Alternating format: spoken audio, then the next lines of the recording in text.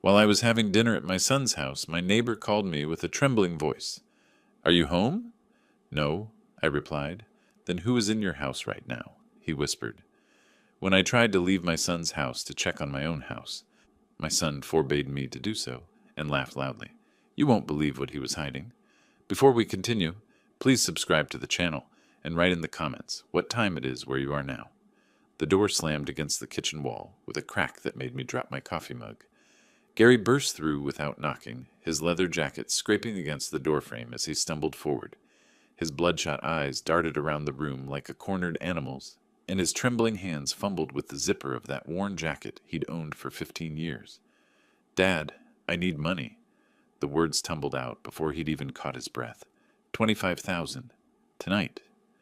I set down my half-empty mug next to the scattered mail on the kitchen table, keeping my weathered hands steady despite the shock.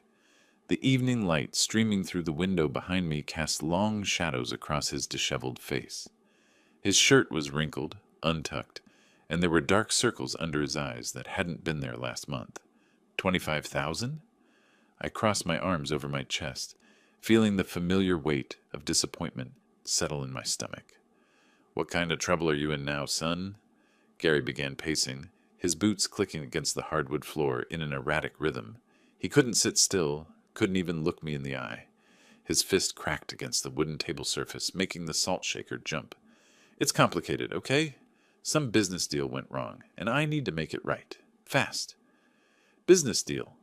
I kept my voice level, though my jaw tightened. "Or gambling debt?" His face flushed red, and he spun to face me, blocking the kitchen entrance with his broad shoulders. "It's not your business what it is. I just need the money, and I know you have it from selling the farm." "The farm?" 3 generations of Porter sweat and blood, sold last year to pay for my retirement. The money was supposed to last me through whatever years I had left, not disappear into some casino's coffers, because my 38-year-old son couldn't control himself. "Gary," I moved closer to him, noting how his hands shook when he thought I wasn't looking. "How much do you owe them?" "Them?" His voice cracked on the word. "I don't know what you're talking about." "The people who have you this scared. The ones who sent you here at 8 o'clock on a Friday night, looking like you haven't slept in a week." He ran his fingers through his greasy hair, leaving it sticking up at odd angles. "Dad, please, you don't understand. These aren't the kind of people who wait around for payment plans." I'd heard variations of this speech before. Last year it was 12,000 for a sure thing at the track. The year before, 8,000 for poker debts. Each time, Gary promised it would be the last time, that he'd learned his lesson, that he was done with gambling forever. "No, son." I straightened my shoulders and looked him directly in the eye. "Not this time." His face went white, then red again. "What do you mean, not this time? I'm your son." Which is exactly why I'm saying no. I walked to the sink, turning my back on him deliberately. "Every dollar I give you disappears into some slot machine or poker game. I won't enable this anymore." "Enable?" The word exploded from his lips like a curse. "I'm asking my father for help, and you call it enabling?" "I call it what it is." I turned around, gripping the edge of the counter. "You're 38 years old, Gary. When are you going to stop running to Daddy every time you make a mess of your life?" He stared at me for a long moment, his chest rising and falling rapidly. Then something cold crept into his expression, something I'd never seen before in my son's face. "You'll regret this, old man." His voice was barely above a whisper, but the menace in it made my blood run cold. "You think you're so high and mighty, sitting on all that farm money while your own son is in trouble. Well, maybe it's time someone taught you what real trouble looks like." Before I could respond, he turned and stalked toward the door, his boots heavy against the floor. The screen door banged shut behind him, and through the window I watched him climb into his battered pickup truck. The engine roared to life with a sound that rattled the kitchen windows. I stood in the doorway, watching his taillights disappear down the gravel road that led back to town. The sudden silence felt oppressive, broken only by the distant hum of cicadas and the settling sounds of the old house around me. I spent the weekend avoiding the kitchen where Friday's confrontation had taken place, keeping myself busy with yard work and small repairs around the house. Every time I walked past that doorway, I could still hear Gary's voice. You'll regret this, old man. The threat echoed in my mind as I raked leaves and checked the fence line twice, trying not to think about the cold look in my son's eyes. Monday morning found me in my favorite armchair in the living room, nursing a cup of coffee that was growing cold on the side table. The old rotary phone on its wooden stand began ringing at exactly 10:15, its shrill tone cutting through the quiet house like a blade. "Hello? Dad?" Gary's voice sounded different, warmer, almost cheerful. The harsh edge from Friday night had been replaced by something that reminded me of the boy he used to be. "Hey, I wanted to call and apologize for the other night. I was way out of line." I paused, raising my eyebrows at no one in particular. In 38 years, Gary had never called to apologize for anything without being prompted. My grip on the phone receiver tightened. "Really? This is unexpected." I know. He laughed, but it sounded forced, like he was reading from a script he'd memorized. "I've been thinking a lot about what you said, and you're absolutely right. I can't keep coming to you every time I mess up.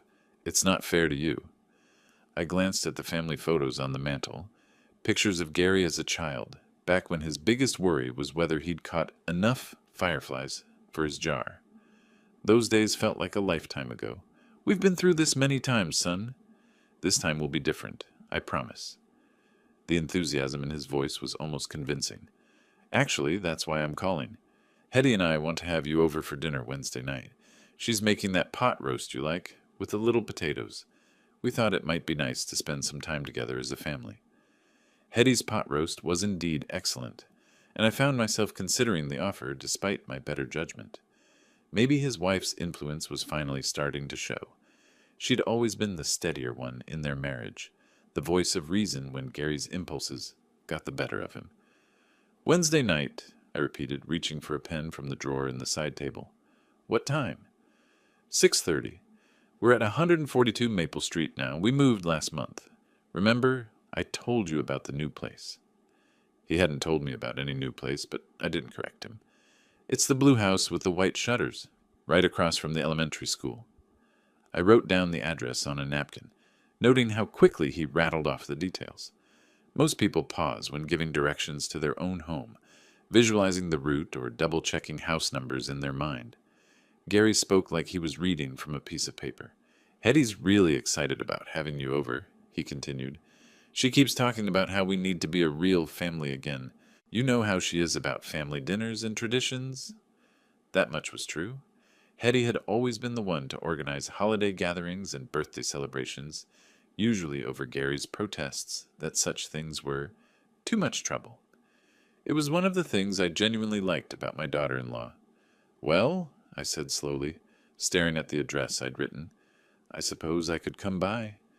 "Great. That's just great, Dad. We'll see you Wednesday at 6:30. And Dad, thanks for giving me another chance. I know I don't deserve it, but I'm grateful." The line went dead before I could respond. I sat there holding the phone, listening to the dial tone and staring at the napkin in my other hand. Something about the conversation felt rehearsed, like Gary had practiced every word before dialing my number. But then again, maybe that wasn't such a bad thing. Maybe he'd finally realized he needed to put real effort into rebuilding our relationship. Maybe Hetty had convinced him to swallow his pride and make things right. I hung up the phone and looked at the address again. 142 Maple Street. The paper felt light in my fingers, but somehow the weight of the decision pressed down on my chest like a stone. The evening news droned in the background as I picked at my dinner, Gary's invitation weighing on my mind like an anchor. Every few minutes my eyes drifted to the napkin on the coffee table where I'd written the address. 142 Maple Street. Even after I'd turned off the television and made my rounds through the house, checking locks with more care than usual, those numbers followed me. By 10 o'clock, I found myself lying on my bed, fully dressed except for my shoes, staring at the ceiling fan as it cast shifting shadows across the walls. The digital clock on my nightstand glowed green in the darkness. 10:47, then 11:23, then 11:58. Sleep wouldn't come. Every time I closed my eyes, I saw Gary's face from Friday night. Not the apologetic voice from today's phone call, but the cold stranger who'd threatened me in my own kitchen. The son I'd raised would never have looked at me that way.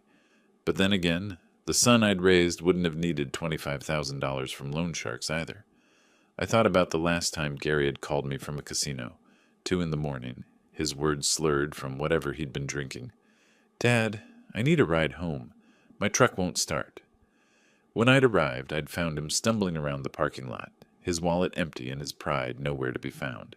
He'd slept in my passenger seat the entire drive home, snoring like the little boy who used to fall asleep during long car trips to visit his grandmother. The boy who'd spent summer afternoons in my garage, handing me tools and asking endless questions about engines and carburetors. The teenager who'd proudly shown me his first paycheck from the hardware store. The young man who'd promised to make something of himself, to be better than the small-town life he'd inherited. When had that boy disappeared? When had gambling become more important than family? More important than self-respect? I got up and walked to the window, looking down at the street where Gary's truck had peeled out 3 nights ago. The pavement was empty now, lit only by the single streetlight at the corner. Somewhere out there, my son was planning something. I could feel it in my bones the way I used to sense storms coming across the farmland. But maybe I was wrong. Maybe today's phone call had been genuine. Maybe Hetty really had convinced him to change, to make an effort at rebuilding what we'd lost.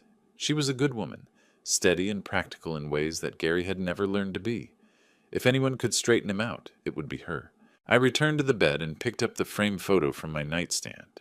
Gary at age 12, grinning gap-toothed next to the go-kart we'd built together in the garage. His hands were dirty with motor oil, and his eyes sparkled with the pure joy of accomplishment. That boy had believed anything was possible if you worked hard enough for it. Maybe some part of that boy still existed. Maybe Wednesday night's dinner would be the first step toward finding him again. The clock read 12:34, when I finally felt my eyelids growing heavy. I clutched the photo against my chest and let myself drift toward sleep, though an uncomfortable feeling I couldn't quite name continued to gnaw at the edges of my consciousness. Tomorrow would bring whatever it brought. For now I had to try to trust that my son still existed somewhere inside the desperate man who'd stood in my kitchen demanding money. Sometimes you have to try. Sometimes trust is all a father has left. Tuesday morning found me standing at the kitchen sink with my coffee mug, staring out at the street through the window above the faucet. Sleep had been elusive after Monday night's phone call, my mind cycling between hope and skepticism like a broken record. Gary's voice had sounded so different, so earnest, but 38 years of watching my son had taught me to distinguish between genuine remorse and practiced performance. The unfamiliar truck caught my attention immediately. It sat parked where no vehicle usually belonged, across from Mrs. Henderson's mailbox, positioned with a clear view of my driveway. The morning dew still clung to its windshield, suggesting it had been there overnight. I'd noticed it yesterday evening when I'd stepped out to bring in the garbage cans, but assumed it belonged to someone visiting the neighborhood. Through the driver's side window, I could make out a figure hunched over the steering wheel.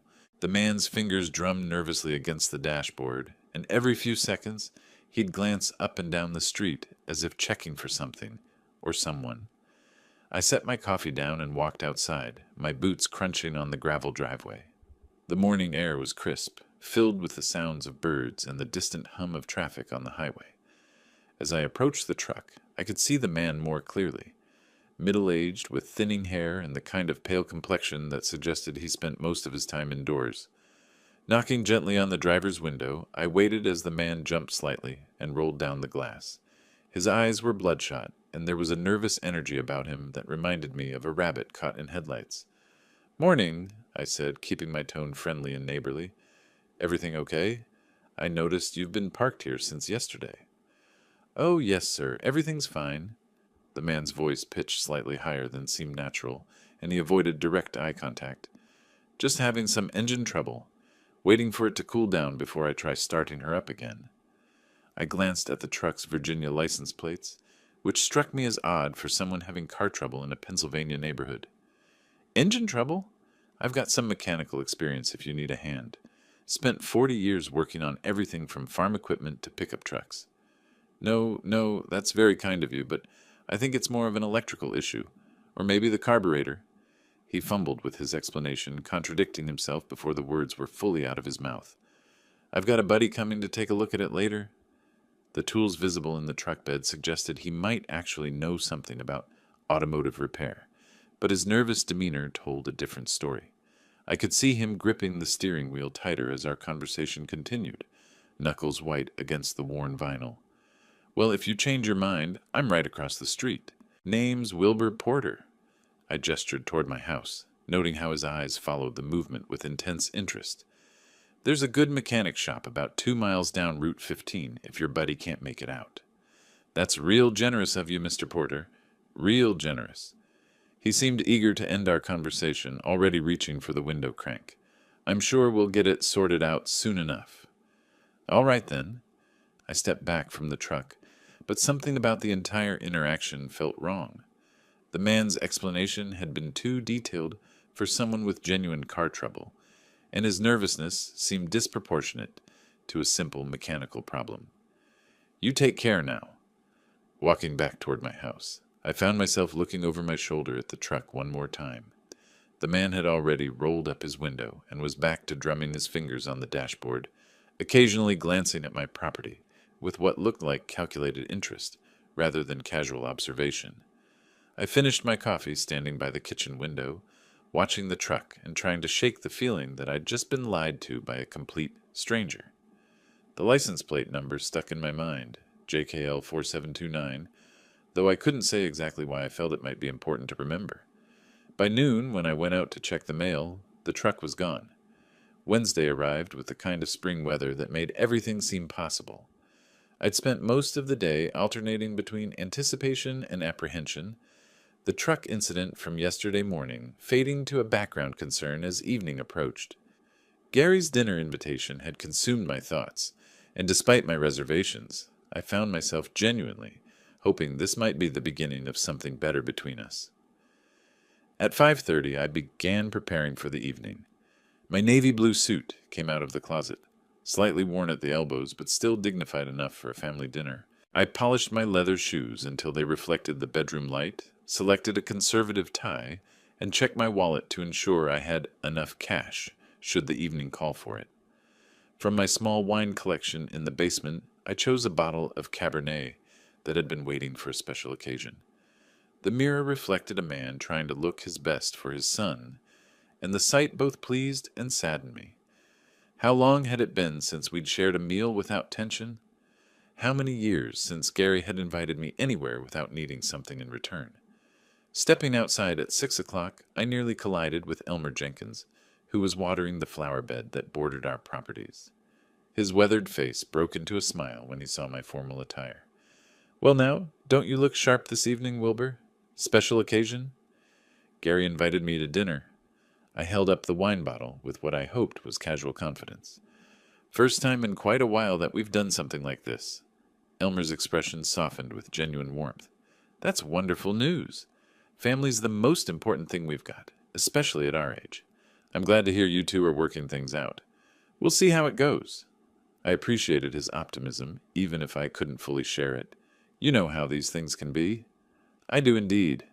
He turned off his garden hose and leaned against the fence post. But sometimes all it takes is someone extending a hand first. Sounds like Gary's trying to do that. The drive to Gary's neighborhood took me through the familiar streets of Riverside, across the bridge that spanned the narrow river the town was named for. I'd driven these roads countless times over the years, but tonight they seemed different somehow, like I was traveling towards something significant, rather than simply going from one place to another. Gary's new address led me into a subdivision I rarely visited, where the houses were newer and the lawns more manicured than in my older neighborhood. The homes here suggested a level of prosperity that surprised me, given Gary's recent financial troubles. How was he affording a place like this? 142 Maple Street turned out to be a blue house with white shutters, exactly as Gary had described. The lawn was neatly trimmed, and warm light glowed from the windows, creating the picture of domestic contentment. I parked behind a silver sedan that I assumed belonged to Hetty, taking a moment to check my appearance in the rearview mirror.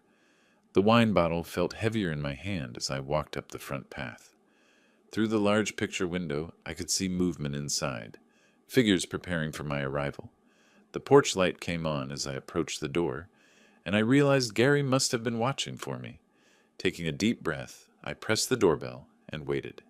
This was it, the moment when we'd discover whether my son's invitation had been genuine or just another performance in a long series of disappointments.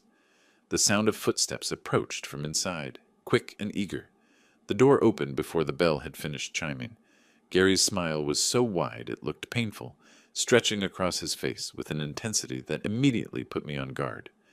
Before I could fully step onto the porch, he'd pulled the door open completely and was reaching forward to shake my hand with both of his. "Dad, you made it. Right on time, just like always." His voice carried that same artificially cheerful tone from Monday's phone call, pitched slightly higher than his normal speaking voice. Come in, come in. Hetty's been cooking all afternoon." Hetty appeared beside him almost instantly, as if she'd been waiting just inside the doorway. Her hands fluttered nervously as she reached for the wine bottle, and I noticed they trembled slightly when she took it from me. "Mr. Porter, it's so good to see you. This is such a beautiful wine. You really didn't need to bring anything, but it's so thoughtful." The words tumbled out of her mouth in a breathless rush, and she clutched the bottle against her chest like a shield. The interior of the house struck me immediately as overly prepared. Every surface gleamed with fresh cleaning, and I could smell the lingering scent of furniture polish mixed with cooking aromas.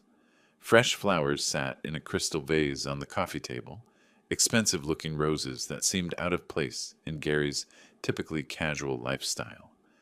"Let me take your jacket, Dad."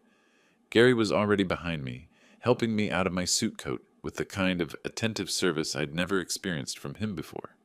"You look great, really sharp. That tie brings out your eyes." The dining room had been transformed into something resembling a magazine photograph. China plates I'd never seen before were arranged with mathematical precision, flanked by silverware that caught the light from multiple candles scattered across the table. The overall effect was beautiful, but it felt more like a stage set than a family dinner.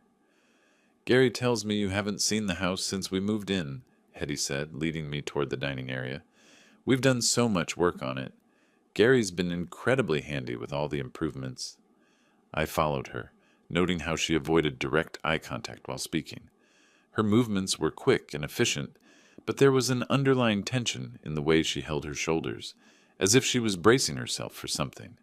The meal itself was impressive. Perfectly prepared steak, creamy mashed potatoes, and green beans that were still crisp. Everything was served on those unfamiliar china plates, and Gary made a show of opening my wine with a corkscrew that looked like it had been purchased specifically for the occasion. "A toast," Gary announced, raising his glass with theatrical flourish, "to second chances and family, to putting the past behind us and moving forward together." The wine was good, but I found myself studying my son's face as he drank. His eyes kept darting to his watch, quick glances that he probably thought I wouldn't notice. Each time he checked the time, his smile seemed to tighten slightly around the edges. "Tell me about your work, Gary." I cut into my steak, which was cooked exactly how I preferred it. "Things going better for you lately?" "Much better, Dad. Much better."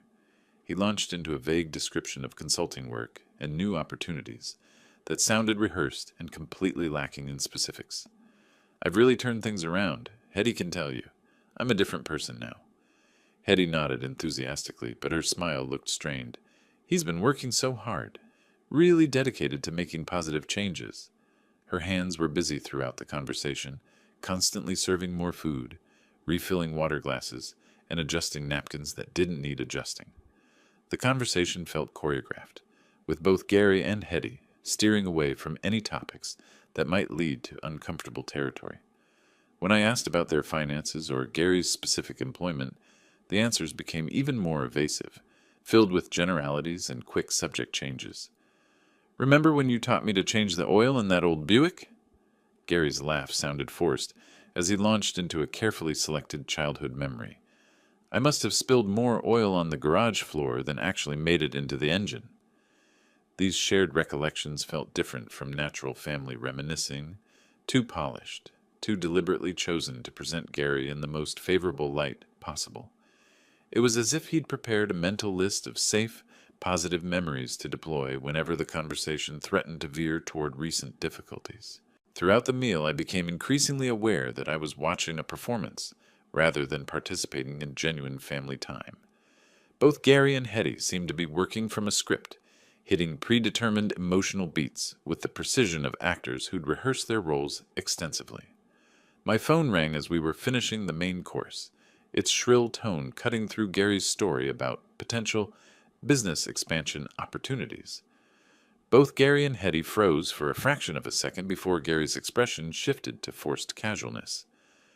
"Go ahead and answer it, Dad. Don't mind us." But as I reached for the phone, I caught something in Gary's eyes, a flash of genuine panic that he couldn't quite hide behind his practiced smile. My phone's sharp ring sliced through the dinner conversation like a blade through silk. Gary's fork paused midway to his mouth, and Hetty's hands froze while reaching for the wine bottle. The sudden silence felt heavy, broken only by the continued ringing that seemed louder with each pulse. "Sorry, let me just check who this is." I reached into my jacket pocket, feeling the vibration against my fingers.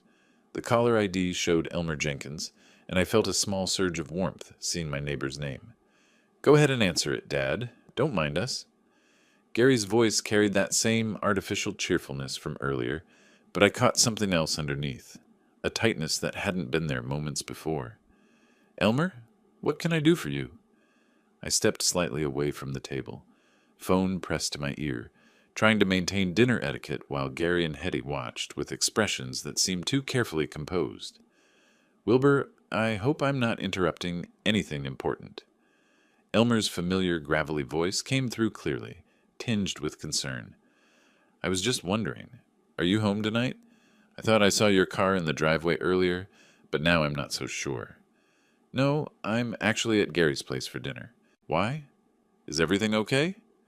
The words felt strange in my mouth, and I noticed Gary gripping his wineglass tighter, knuckles whitening against the crystal. There was a pause on Elmer's end, and when he spoke again, his voice carried a note of alarm that made my stomach clench. "Wilbur, there are lights moving around inside your house. Not normal lights, flashlight beams, like someone's searching through rooms. I've been watching for about 10 minutes now." The fork slipped from Gary's fingers, clattering against his plate with a sound that seemed to echo through the suddenly quiet dining room. Hetty's face had gone pale, and she was clutching the wine bottle like an anchor. "What do you mean, lights moving around?" My voice sounded distant to my own ears, as if someone else was speaking the words. "Are you certain?" "Dead certain. I was out checking my mailbox when I noticed them. First in your living room, then the kitchen. Now they're upstairs. Whoever it is, they're being systematic about it. Should I call the police?" The room around me seemed to tilt slightly, and I felt my free hand instinctively reach for my car keys in my pocket. "Yes, call the police. I'm coming home right now." "Be careful, Wilbur. I don't know if they're still inside or not. I'll keep watching from my window until you get here."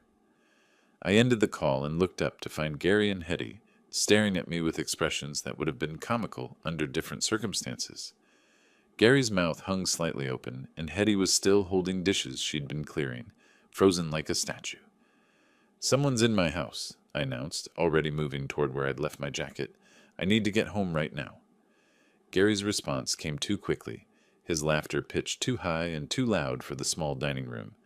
"Oh, come on, Dad. Old Elmer's probably just seeing tree shadows or something. You know how he gets. Always thinking he's still on guard duty from his army days." The dismissive tone in my son's voice struck me wrong, especially coming so fast after Elmer's worried call.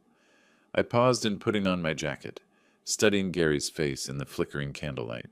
His smile looked strained, and there was something desperate in his eyes. "Elmer's not confused, Gary. He knows the difference between shadows and flashlight beams moving through a house." I pulled my jacket on fully, checking that my keys were secure. "Someone's robbing my home while I'm sitting here eating dinner. Dad, please." Hetty's voice was barely above a whisper, and her hands were trembling as she set down the dishes she'd been holding. Maybe there's some explanation." But I was already moving toward the front door, my mind racing with thoughts of what might be happening to my belongings, my memories, everything I'd worked for over the years. The timing felt wrong, too convenient, but I pushed that thought aside in favor of getting home to assess the situation. Gary rose from his chair so quickly it nearly toppled backward, his face shifting from fake concern to something that looked almost like panic. Gary's movement to block my path was swift but clumsy, his desperation finally breaking through the careful facade he'd maintained all evening. His hands came up in what might have been meant as a casual gesture, but his body language screamed panic. "Whoa, hold on there, Dad. You're getting all worked up over nothing." His laughter rang false in the small space, echoing off the walls with an edge of hysteria. "Elmer's 72 years old. The man probably can't see his own hand in front of his face at night." I stopped moving toward the door, not because Gary's words made sense, but because something in his tone reminded me of the boy who used to lie about broken windows and missing cookies. The same overeager explanations, the same desperate need to be believed, despite obvious evidence to the contrary. "Gary, move aside." I kept my voice level but firm. "Elmer's eyesight is fine, and he's not the type to call about shadows. Someone is in my house. Look, okay, maybe he did see something." Gary repositioned himself more squarely between me and the door, his hands now openly placed on my shoulders, in a gesture that felt more restraining than comforting. But think about it logically. If someone was really robbing houses, wouldn't they pick a time when people aren't having dinner? Wouldn't they case the place first to make sure nobody's around? The words hit me strangely, too specific and knowledgeable for someone trying to reassure a worried father.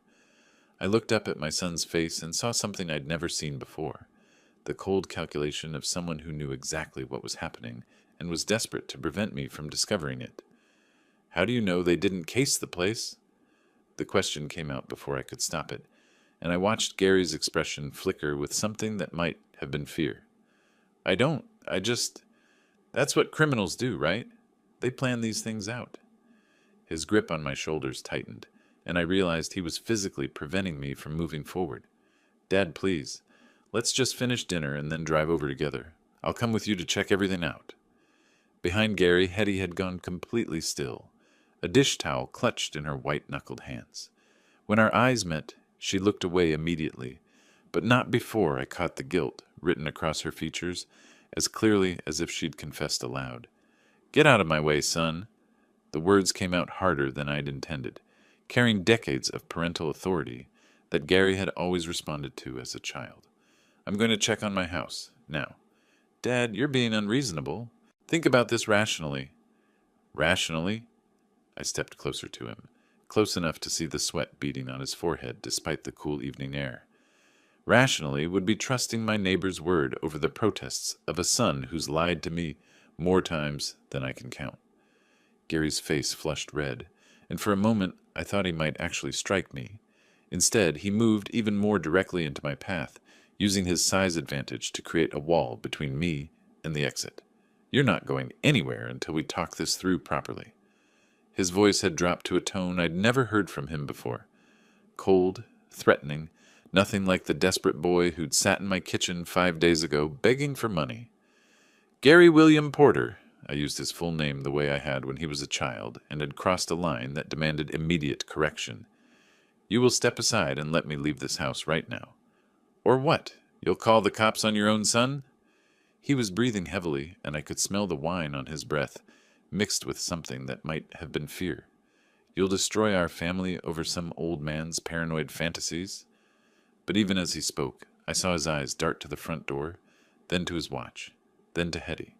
The pattern was too specific to be casual anxiety. He was tracking time, measuring it against something else, something that required me to stay exactly where I was for a predetermined period. "It's not paranoid if someone's actually in my house, Gary." I took a step forward, testing his resolve.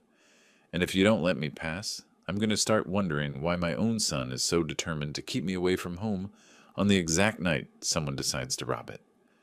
The accusation hung in the air between us like poison gas, and I watched my son's face go through a series of micro-expressions. Shock, guilt, anger, and finally a desperate sort of resignation that told me everything I needed to know. Gary's hand shot forward and twisted the deadbolt with a sharp metallic click that echoed through the hallway like a gunshot. The sound seemed to hang in the air between us, final and unmistakable in its meaning. He pocketed the key with deliberate slowness, his eyes never leaving mine. "You're not leaving, Dad. Not until we figure this out." The simple statement carried more menace than any threat he could have made. I stared at my son, this stranger wearing Gary's face, and felt something cold settle in my chest. The boy I'd raised was gone, replaced by someone capable of locking his own father in a house while accomplices ransacked the family home. "Gary!" My voice was steady, though my heart hammered against my ribs. "Unlock that door right now." "I can't do that." He leaned back against the door, arms crossed, no longer bothering to maintain even the pretense of concern. "Not until you calm down and listen to reason." Behind him, Hetty had pressed herself against the dining room wall, the dish towel still clutched in her hands. Her face showed the kind of horror that comes from watching someone you thought you knew transform into someone unrecognizable. "Listen to reason." I kept my voice calm, though every instinct screamed at me to force my way past him. "Son, you just locked me in your house against my will while someone robs mine. What possible reason could justify that? You don't understand the situation you're in." Gary's tone carried a warning that made my skin crawl. "There are people involved in this that you don't want to cross. People who don't forgive debts or accept excuses." The admission hit me like a physical blow. Not just that Gary had planned this, but that he was willing to sacrifice his own father to solve problems he'd created through his gambling addiction. I thought about the $25,000 he'd demanded, about the cold look in his eyes when I'd refused, about his promise that I'd regret my decision. "I need to use the bathroom," I said quietly. Gary's expression shifted to suspicion, but basic human decency, or perhaps the last remnants of his upbringing, prevented him from refusing outright. "Fine, but don't try anything stupid." The bathroom was at the back of the house, and I knew from previous visits that it had a window facing the backyard. As I closed the door behind me, I could hear Gary and Hetty talking in hushed, urgent voices in the hallway.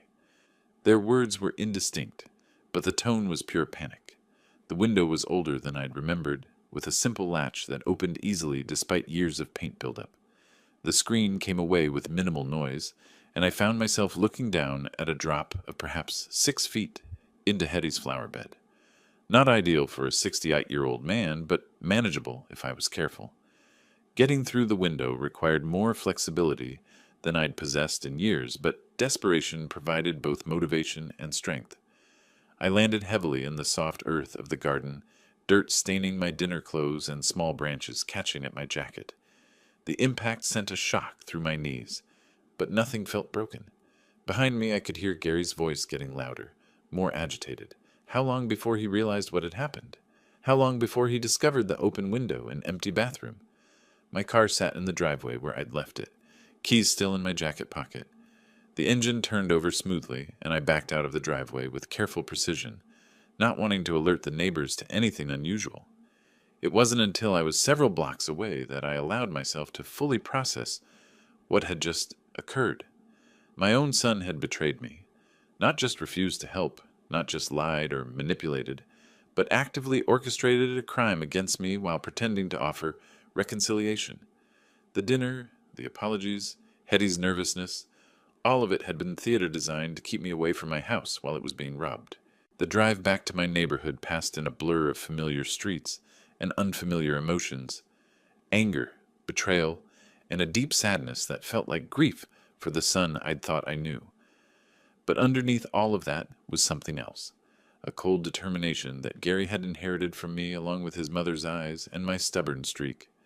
He'd made a mistake in letting me discover his plan, an even bigger mistake in underestimating what his old man was capable of when pushed too far. I'd spent 40 years working with my hands, solving problems and dealing with difficult people. My son was about to learn that some lessons come too late to do any good.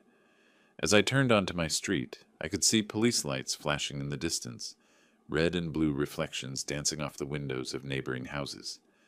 Elmer had kept his word and called the authorities. Now I needed to get home and find out exactly what my son and his accomplice had stolen from me. More importantly, I needed to decide what I was going to do about it. Red and blue lights painted my street in alternating colors as I turned the corner, my heart sinking as I realized the police cars were clustered directly in front of my house. The scene looked like something from a television drama. Multiple patrol vehicles, officers moving with purpose, and neighbors gathered at respectful distances, their faces reflecting the kind of morbid curiosity that comes with unexpected neighborhood excitement.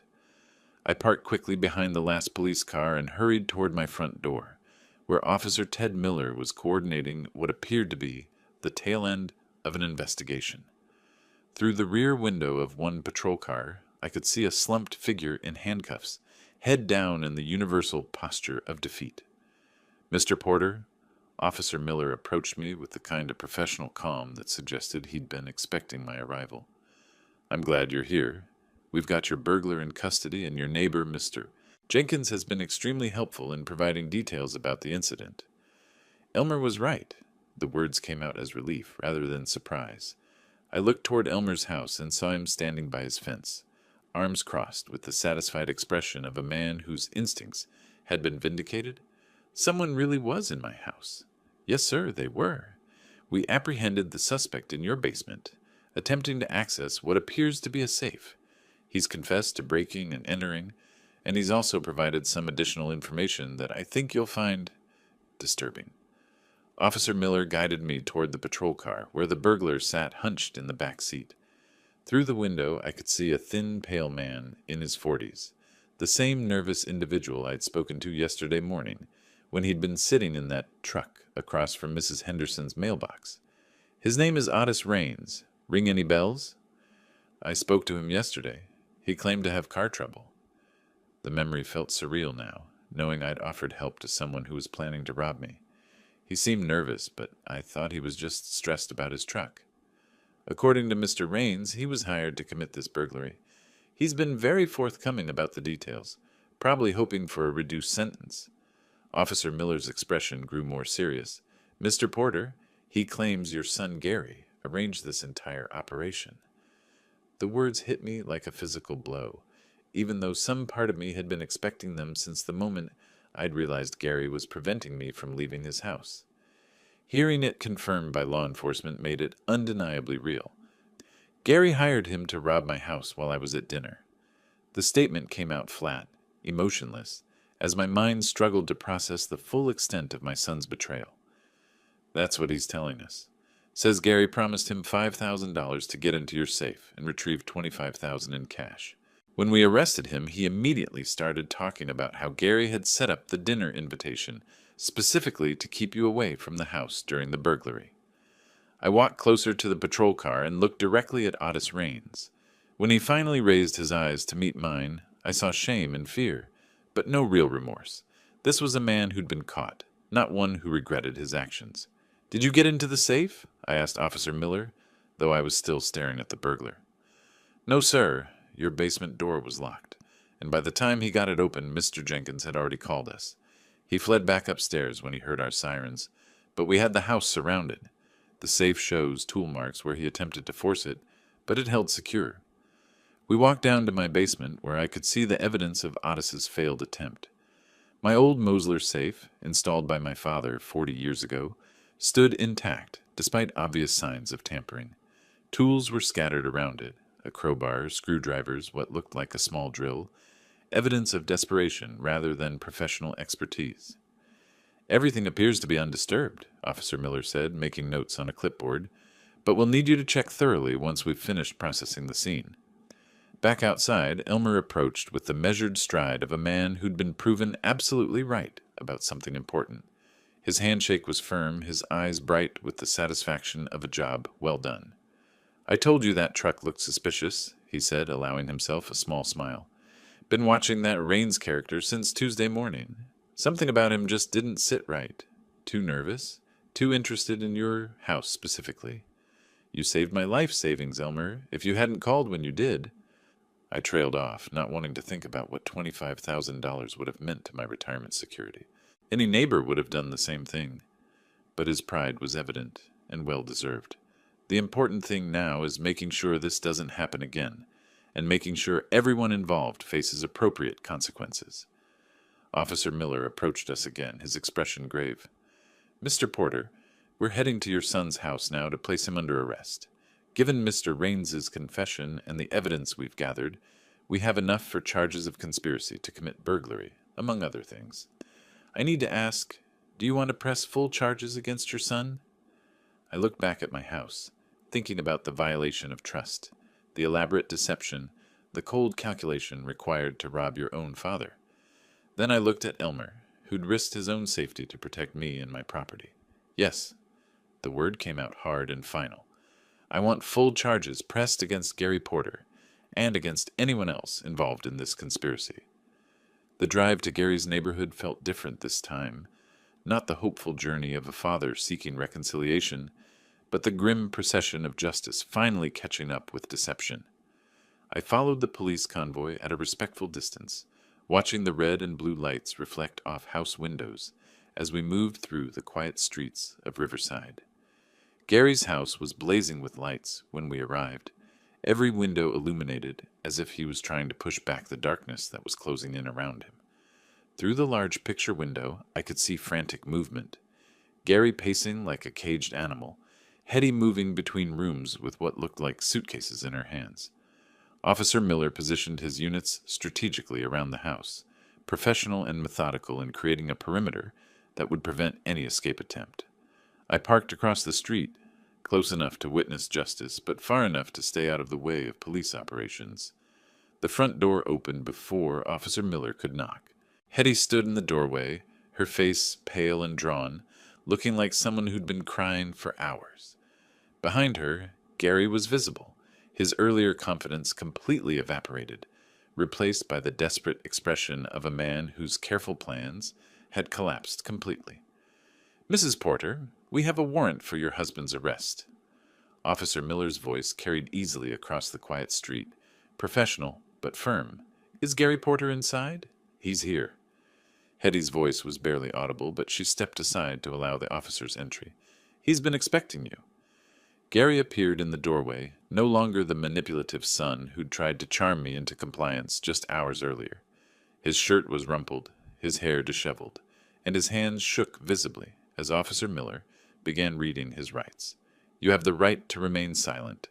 Anything you say can and will be used against you in a court of law." "This is ridiculous." Gary's voice cracked as the handcuffs clicked into place. "You're destroying a family over some old man's paranoid fantasies. My father doesn't know what he's talking about." "Gary William Porter, you're under arrest for conspiracy to commit burglary, solicitation of criminal activity, and conspiracy to commit theft." Officer Miller's tone remained professional despite Gary's protests. "Your accomplice has provided detailed testimony about your role in planning and financing this operation." "Accomplice? What accomplice? I don't know what you're talking about." But even as Gary denied everything, his eyes darted toward the patrol cars, and I knew he was looking for Otis Raines, hoping against hope that his hired burglar hadn't betrayed him. Hetty stood in the doorway, watching her husband's arrest with an expression that combined horror and resignation. When Gary looked to her for support, she took a deliberate step backward, distancing herself both physically and emotionally from the man she'd married. "Hetty, tell them this is crazy. Tell them I was with you all evening." Gary's voice was rising to a desperate pitch. "You know I didn't do anything wrong. I know you locked your father in our house." Her voice was quiet but clear enough for everyone to hear. "I know you hired someone to rob him while you kept him away from home.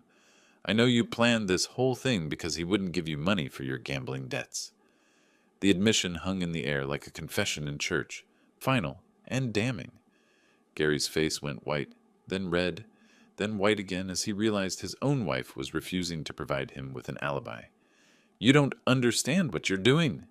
He struggled against the handcuffs as officers guided him toward the patrol car.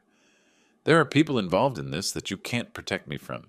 If I can't pay them back, they'll—" "Then you should have thought of that before you tried to steal from your own father," Hetty interrupted, her voice gaining strength, "before you turned our marriage into part of your criminal schemes." As Gary was placed in the back of the patrol car, I could see him through the window, still talking desperately to anyone who would listen, still trying to manipulate his way out of consequences he'd brought entirely upon himself. But the door closed on his protests, and suddenly the street was quiet again except for the radio chatter of police communications. Officer Miller approached my car as the convoy prepared to leave. We'll need you to come to the station tomorrow to finalize your statement, Mr. Porter. But the case is solid. Between Mr. Raines's confession and Mrs. Porter's corroboration, your son will be facing serious charges." I nodded, watching the patrol car containing Gary disappear around the corner. 38 years of fatherhood, and it had come to this. My son handcuffed in the back of a police car, facing prison time for trying to rob his own father. The neighborhood slowly returned to normal as the police cars departed, porch lights dimming and curtains falling back into place. But for the Porter family, nothing would ever be normal again. 2 days had passed since the arrests, and Friday afternoon found me sitting on my front porch with Elmer, sharing a quiet beer and watching the neighborhood settle into its weekend rhythm. The media attention had faded, the police tape had been removed, and life in Riverside was returning to its comfortable predictability. "Court called this morning," I told Elmer, taking a sip from my can and enjoying the simple pleasure of peaceful conversation. "Gary got 5 years probation, full restitution, and 500 hours of community service. Judge said the family nature of the crime was an aggravating factor, not a mitigating one." Elmer nodded approvingly. "Sounds about right. What about the other fellow, Raines?" 2 years in county prison.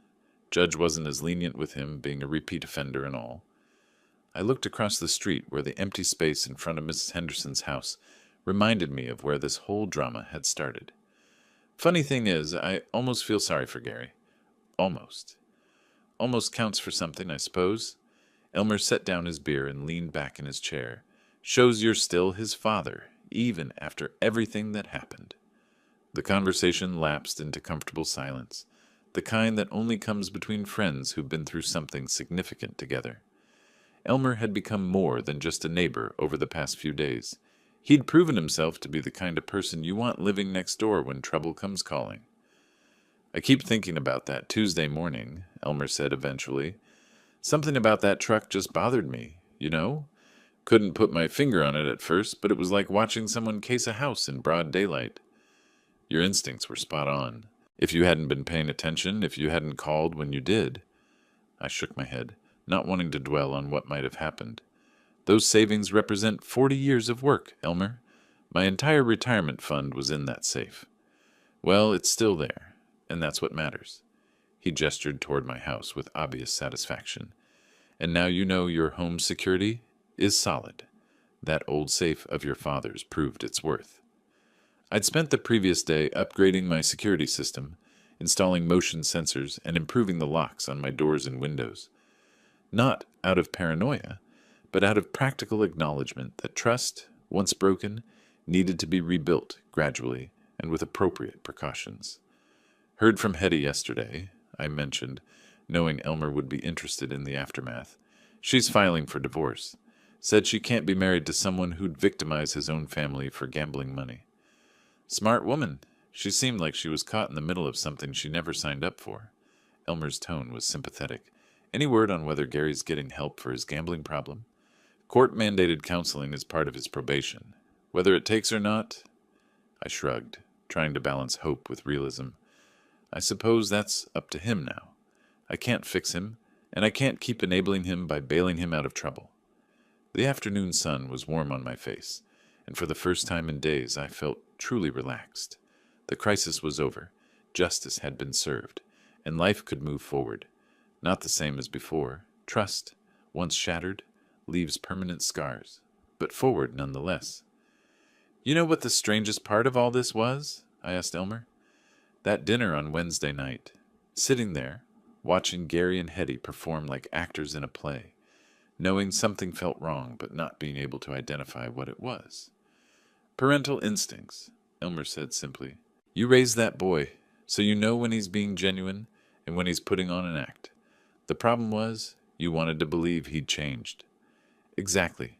I wanted to believe it so badly that I ignored the evidence right in front of me." I finished my beer and set the empty can on the small table between our chairs. "Won't make that mistake again. Doesn't mean you stop hoping, though. Just means you hope with your eyes open." As evening approached, neighbors began emerging for their usual weekend activities. Lawn care, dog walking, the general bustle of community life. Mrs. Henderson waved from her garden, and the Johnson kids rode their bicycles past my house, their laughter echoing off the quiet street. This was what Gary had tried to steal from me, I realized. Not just money, but the security that comes from knowing you can age in place, surrounded by people who care about your welfare. Elmer's vigilance had protected more than just my savings. It had preserved the peace of mind that makes retirement possible. "Thank you," I said to Elmer, the words carrying more weight than casual conversation, "for watching out for me, for trusting your instincts, for being the kind of neighbor everyone deserves." Elmer smiled, the expression mixing pride with genuine affection. "That's what neighbors do, Wilbur. We watch out for each other." He gestured toward the empty street where Otis's truck had once sat. Besides, it felt good to put those old Army observation skills to use for something worthwhile. The sun was setting behind the houses across the street, painting everything in golden light that suggested peaceful endings and new beginnings. Tomorrow would bring whatever it brought, but tonight I was exactly where I belonged, on my own front porch, with a friend who'd proven himself when it mattered most, in a neighborhood that had shown its true character when tested. Justice had been served, community had been preserved, and trust, though modified by experience, remained possible between people who earned it honestly. If you like this story, please like this video, subscribe to the channel, and share your impressions of this story in the comments. To listen to the next story, click on the box on the left. Thank you for watching.